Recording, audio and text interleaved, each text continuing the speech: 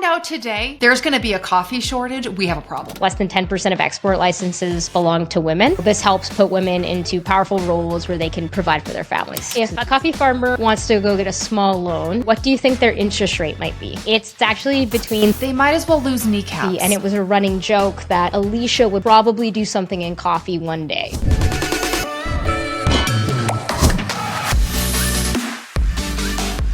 Welcome back to the Dr. Mo Show, guys. I am Dr. Mo, and I'm here with Alicia, my own personal coffee guru today. And we are here talking about making shifts, doing things that are different. And one of the things that we were talking about off camera that I kind of want to start with is standing in our space and making sure that the world knows our value. So on that note, who are you, Alicia?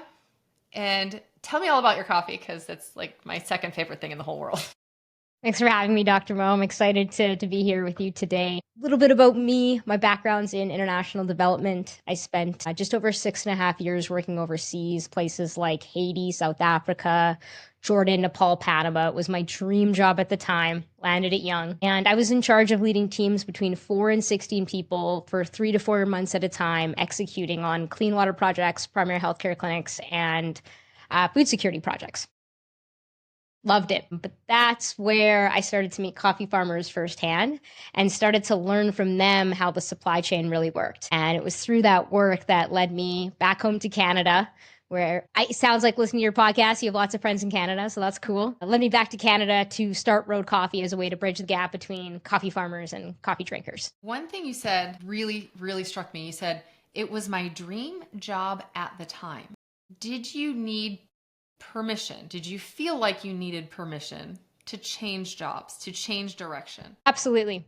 Absolutely. I was on a trajectory and I had a lot of amazing mentors and leaders investing in me in that space and were paving the way for me to do really cool projects and keep growing in that nonprofit world. And I could have had a really, I think, awesome, fulfilling career if I would have stayed that way. However, even growing up, I was always really passionate about coffee, and it was a running joke that Alicia would probably do something in coffee one day. I love that. I love that. Yeah. But to that point, I actually did have a sit-down conversation with the managing director at the time of the organization I worked for, and they said to me, they're like, I give you permission to go because I know you need that. Yeah. So you actually got the permission that we all crave, all that internal permission that we crave to chase our dreams, I guess. As a physician, I left a career in emergency medicine, kind of not of my own volition. I wasn't a good fit for the position any longer. I worked in the same department for 13 years and loved it. I lived it, I breathed it. I was emergency medicine, and I had a nurse practitioner friend tell me when I was leaving, it was very hard, but I was taken out of the main department, and he looked at me and said, you are emergency medicine, but you are not only emergency medicine. And that meant the world to me. And 6 months later, after a couple of spats and such, my husband said, the easiest thing for me to do would have been to go get another job in an ER.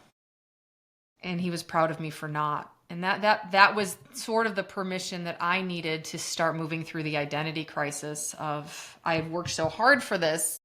I can't believe I'm going to let it go. But now it's just shifted. I spent the first half of my career as a physician taking care of patients. I'd still do a little of that, but the majority of what I do now is take care of the people who take care of patients. Right. And you moved from living in the environment, working on these environmental projects to, no, I want to be in this. I want to be with these coffee farmers. I want to be in the coffee industry. This is my home. This is what I've been waiting for. Exactly it. And it's been a wild journey the last 9 or so. So tell me about Road Coffee. Yeah, so Road Coffee's been an amazing journey, greater than I could have imagined. And I think it's really serendipitous when we have dreams that we forget and then they come full circle. So with Road, we've created a fully streamlined supply chain. We work with a number of farmers in different countries like Costa Rica, Peru, Kenya, Myanmar, and a number of other places. What we've done is we've cut out the unnecessary middlemen. So in coffee, the supply chain is very long, and there's a lot of people in between that take their cut. And then by the time the farmer gets paid, they're getting paid below cost of production. But as you know, like for us to go get a cup of coffee isn't that cheap anymore, and prices are continuing to rise. But coffee farmers are getting paid less today than they were 30 years ago. So It that's a sounds like the huge. medical profession. I hate to say it. Really? That, there's a lot of middlemen in between. Doctor, I actually had somebody send me a message yesterday that his overhead has gone up 400% and he makes 50% what he did 20 years ago. That's wild. I had no idea. And it's so funny because you're talking and I'm like, are you sure you're talking about coffee? Yeah. Interesting. Yeah. Interesting. Okay. Yeah. And So, then, so tell me how you made things better. yeah. So, what we've done is we've created a streamlined supply chain where we work directly with these farmers. One of them, for example, Ceci Jenis in Costa Rica, she's the first women care certified farm in the world. And that's important because less than 10% of export licenses belong to women. And so, this helps put women into powerful roles where they can provide for their families because in these countries, they're often the breadwinner. That's amazing. They got to provide. And then we started a microloan program back in 2019. Let me ask you this as a question. If a coffee farmer wants to go get a small loan, what do you think their interest rate might be? I would probably go 15%. 15%. It's actually between 35 and 70%. They might as well lose kneecaps. Yeah. Imagine going get a mortgage at 35% Yeah. on your $3 million home one day. Right. Then we were talking about dream homes. If we reach what we need, if we reach the goals where we're going. So yeah, that's awful. Yeah. So we started our own microloan program where we offer small loans at just 7%. And we've impacted over 42 farmers so far through that. So that's pretty cool. And then we bring that coffee in here to Canada. We roast it, package it, label it, and then we send it out to people all across Canada and the US through e-commerce. And then we work with a number of corporations across Canada, providing them coffee at work. That is absolutely incredible. So It's pretty fun. what would you say removing the middleman, how does the system work? So we talk about the supply chain, and I'm thinking about this in just about any industry. When you look, where did the middlemen come from? And why is it so refreshingly simple to get rid of them? So the majority of the profit is made in that middle piece. And just through globalization and like a little bit of colonization and how things developed over the years, that's kind of how it works. Someone had to export and import coffee. And traditionally, coffee farmers have often been, limited to the access of basic needs to education. And so for them, what we heard from farmer to farmer is something is better than nothing. Even if they're getting paid below cost of production, something is better than nothing. The way the industry works right now, though, is it's really difficult for a coffee farmer to sell directly to a coffee roaster. The systems aren't set up. And so we've literally had to create new systems for us to do things differently. And that's really hard if you're a roasting company whose focus is this way towards your clients. That's interesting. So we had to look at the systems. Okay. I mean, it makes sense. And like I always try to apply it to what I do. And my analogy is that, I tried to turn the boat away from the iceberg for many, many years, and I couldn't. And there was a lot of pushback because it's just the way things always have been done. And so I took a lifeboat and I said, well, this is the way I'm going. I can relate to that. I feel that was what I was told when I first started, and I moved home with very rosy colored glasses, trying to change an industry that's existed the same way for hundreds of years. People just said, well, that's the way it works, Alicia. If you want to be in this industry, this is how we do it. You can tell that doesn't sit well with me at all. That's like my least favorite. I'm like, but it doesn't make any sense. And it hurts everyone. So why are we doing things this way? Why can't we change? Well, that's not the way it's done. Well, yes, it is now. And yes, it is here. And we actually have to change the way our supply chain works, or else we won't have coffee readily available 15, 20 years from now. Okay, that's a problem. Yeah, we're headed there. This is a crisis. Yeah, it actually is a coffee crisis because global demand is going up, but production's going down. We have places across Asia, China that's just getting into coffee for the first time because they traditionally tea drinkers. But because of climate change and growing seasons changing and farmers leaving coffee farming because they're getting paid below cost of production, they don't have access to basic needs, we're not going to have coffee. And that is a scary thought. I am completely going to do a video on don't worry about the physician shortage, guys. We know that's coming. But I found out today there's going to be a coffee shortage. We have a problem. We need both of those things to survive. Right? And how will the physicians that are still practicing function if we don't have coffee? That is so, but it's crazy how the way the supply chain works and the systems that have been in place. Now, when you think about it, it's been hundreds of years for coffee, hundreds of years for medicine. Weirdly, I never thought there would be parallels. But who knew? But when you look at the way things have always been done, the world is changing so rapidly that our systems have to change. Absolutely. We're not going to survive. We're going to be left behind, for sure. For sure. Agreed.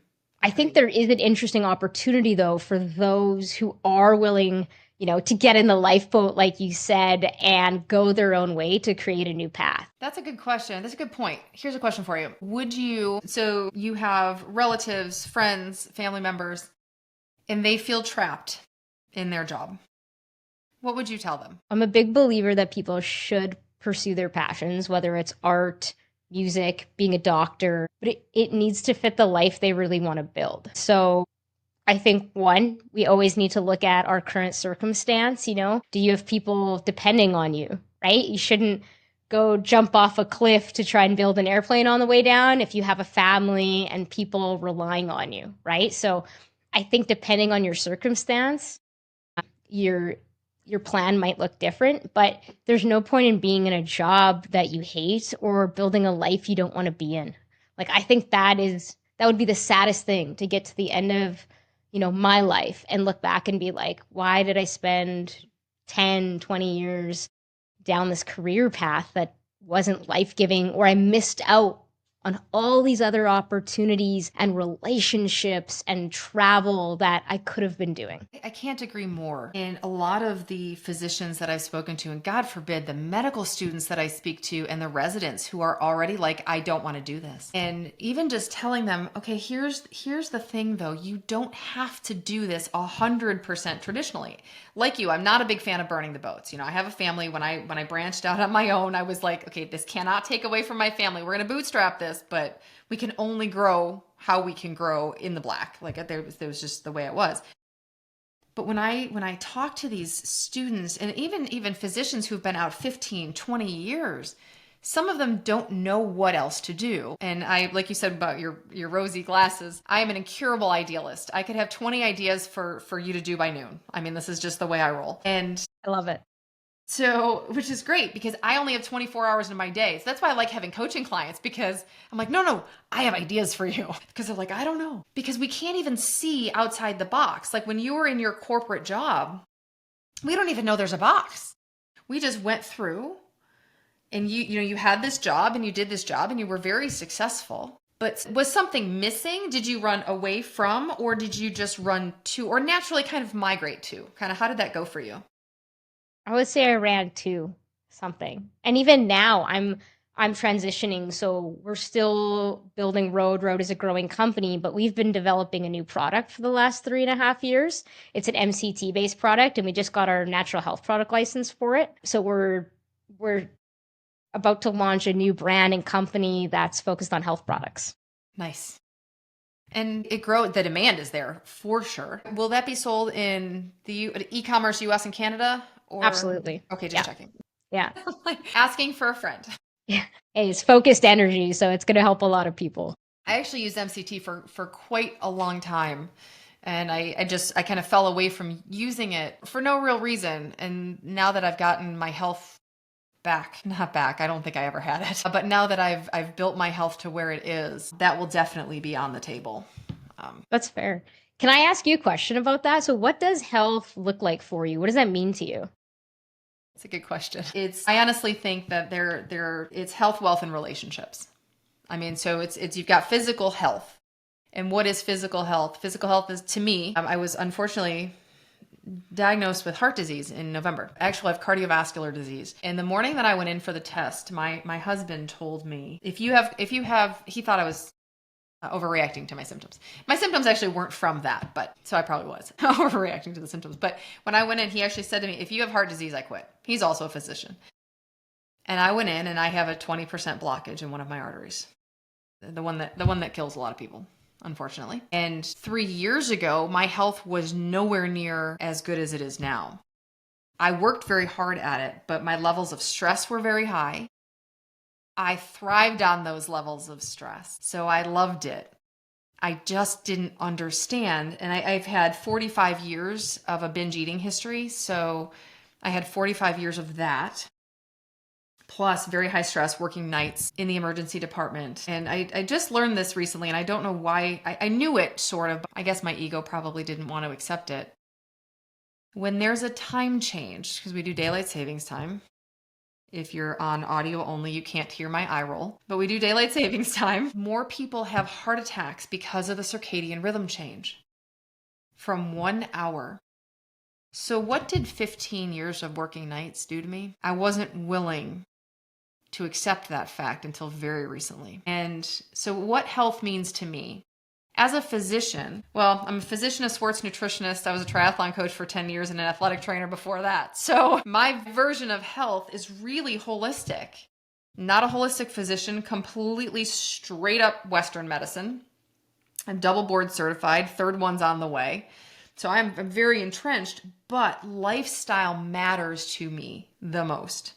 So health is not only, if you tell me, well, I don't take any medications, that doesn't tell me you're healthy. I don't know about your sleep patterns. I don't know about your friendships. I don't know about your financial status, because you can't tell me you're not making any money because, number one, you're not providing any value in the world. And you can't tell me that your family feels safe and secure in the fact when you're trying to live paycheck to paycheck and not sure about things. That's a lot of stress. So that's a lot of what I teach my clients. Of course, we work on physical health, right? Appropriate weight, getting activity, doing resistance exercise, working on your VO2 max. That's definite, like that's the health box. Your relationships, though, are you sharing those things with other people? Are you sharing a cup of coffee with other people? Let's be honest. But to me, that health is the whole picture. And like you said, nobody wants to get to the end of their life and say, I just wasted that one beautiful life I was given. That's fair. Thanks for sharing. I thought it was interesting you mentioning about stress, and I'm sure you see this a lot in your profession. So whether it's doctors or just high caliber executives, but like to summarize, what would you say is the biggest toll of stress on our life and the cost of it? Perspective. So it's perspective. So the cause of it is perspective, number one. The toll is death. I mean, it will eventually, if you internalize everything you can't control, it will kill you. That's the long and short of it. If you look at a couple that's been married for a very long time and one of the couple dies, look at how long it takes for the next one to go. It's not very long. Never is. There's actually a thing called broken heart syndrome, and it is a heart condition that will kill you. Wait, it's a real thing? I always thought that was a myth. It's a real thing. And stress, and I truly believe that, that's actually my first book up there. I talked about it. We are made of energy, right? Matter and energy are just interchangeable, laws of physics. And you are made of the same molecules as the stars. And the emotions that we have get internalized in those energy frequencies. And am I saying you can prevent cancer by meditating? Well, actually, you can lower your blood pressure by meditating. So yeah, and I think that, and this is a big admission for me because I thrived. I actually had somebody on a post recently say, you're full of crap because you doctors love the stress. And I said, yeah, my ego absolutely loved it. I worked in a level 2 trauma center. I ran the show. It was overnight. I looked at the health of the group. I wanted to make the group better. I wanted to make my patients better. I was in control. I was in control of nothing. And I didn't realize. If you've ever read The Big Leap, emergency medicine is my zone of excellence. I'm good at it. I loved it, but it's not my zone of genius. And how do you define the difference between zone of excellence versus zone of genius? Until I left that environment, I mean, I lived and breathed emergency medicine too much. It was an identity crisis. It took me a year and a half to move beyond, to get over it, to get over losing that job. I still had a full-time job within the system. That was a bit of melodrama. I didn't exactly lose my job, but it's what it felt like. It felt like I couldn't go back to work there. That was my ER. I had blood, sweat, and tears for 13. Leaving that, it was a good year and a half before I understood that like you said, I don't have to do things the same way every other doctor does things. Being a doctor doesn't necessarily mean walking into a room, knocking, of course, before you enter, because that's what we're taught. And all like the little things, just because it's the way we've always done. I am Dr. Mo. Just because, I mean, I have an MD degree. That makes me doctor. I don't need to do anything else. I have still earned the right to be called doctor. It took me a year and a half to own that. Doesn't help when your kid says, "Are you sure you're still a doctor, Mom, if you don't work at the hospital?" Not helping. Not helping. That's fair. That's fair. This is really interesting to me. I actually had a really hard health year last year, and not a lot of people know this, but I went through some challenging stuff, and my platelets were at, you'll appreciate this, my platelets were at like literally 8 for a while. My body just like wasn't producing them, or they like, yeah, getting killed off. So I'm doing a lot better. Friends. Yeah, looking for friends. And one of the big things that made me start coaching with Dan Martell and realizing I needed to do things differently. If I want to be a successful entrepreneur and scale multiple companies, then I need to find a different way to do it because it's not working. Just like the coffee supply chain wasn't working, I was realizing the way I was doing entrepreneurship wasn't working, and it was taking a huge toll on my health. Yes, I don't disagree. Having built the companies that I've built over the past 2.5 years, I saw the same thing. Like, I'll hit points where, the point where you're like, this isn't working. Something has to change. And thank goodness we do have a group we can go to and resources that we can go to. I mean, that's why I'm never going to go without a coach, ever. Because I don't know what I don't know.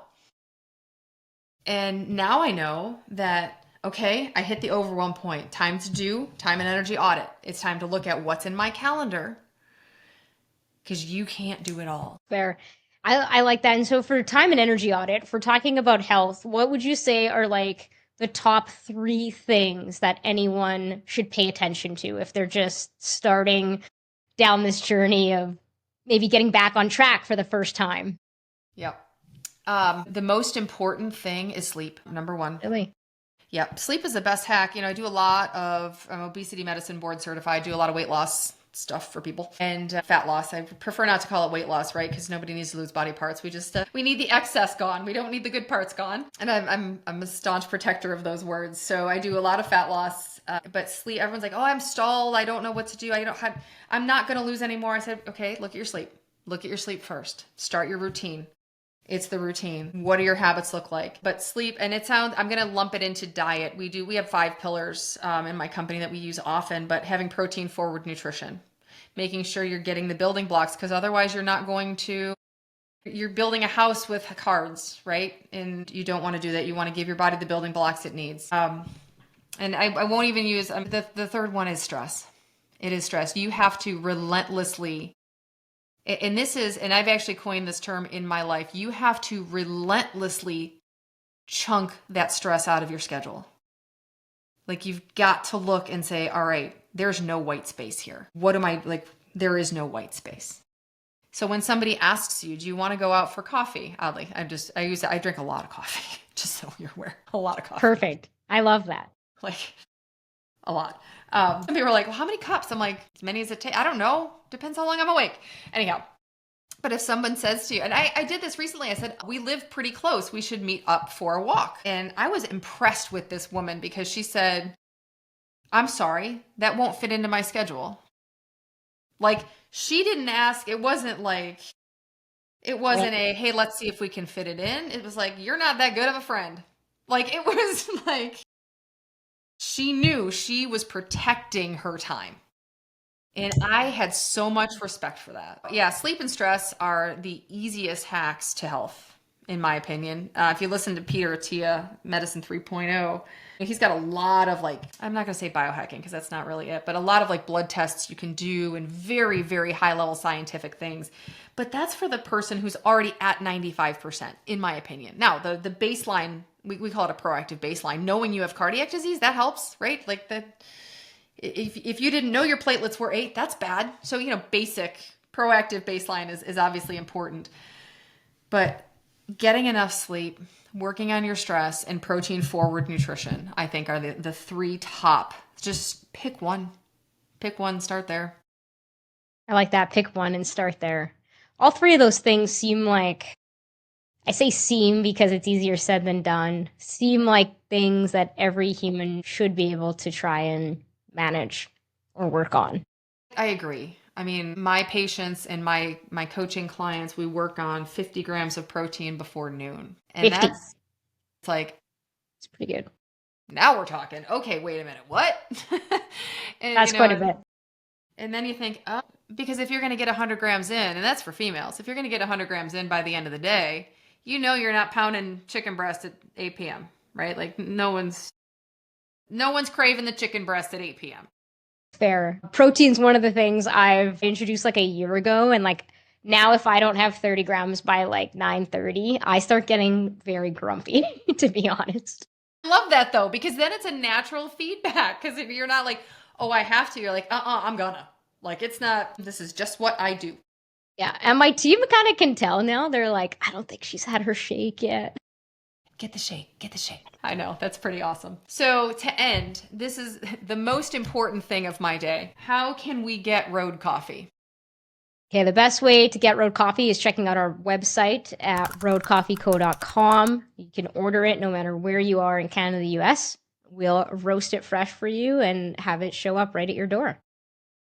Sounds amazing. So thank you so much for listening today, and make sure you come back for the next episode and go to roadcoffeeco.com and let's get some better cups of coffee with our protein in the morning.